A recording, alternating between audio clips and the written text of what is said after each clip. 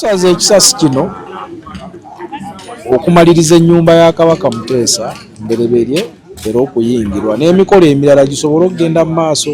Nebaza Ssaabasajja Kabaka okusiima ennyumba eyo esalibwa ekisasi, era ne nebaza ne Katikkiro Oweekitiibwa Charles Peter Mayiga olw'omulimu omunene ennyo gwakoze ku mulimu guno. Tubadde n'omukolo omulala ogw'okuyingiza abalongo b'Abakabaka, era twebaza bannaalinnya bonna abasobodde okuleeta abalongo e Kasubi okuyingira ennyumba ya muzzukulu waabwe.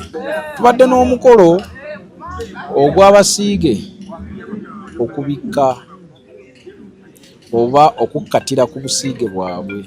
Mu bufunze amasiro gawedde. Kubanga okuva Kasolya okutuuka kaakati ku mulyango guno gwennyini ku kisasi kya muwendo ddala, era kiraga obukulu n'obukyobulambuzi ekisaanidde.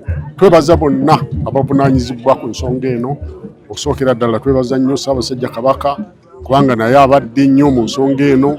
Twebaza Katikkiro yennyini atulambise mu nsonga zonna. Ke kabonero akalagira ddala nti ennyumba Muzibwazaalampanga tekyaliko kibanja.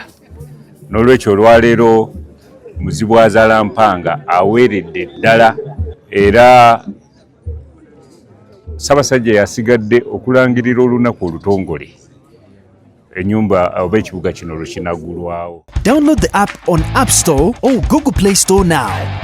Vision Digital Experience, the future of media.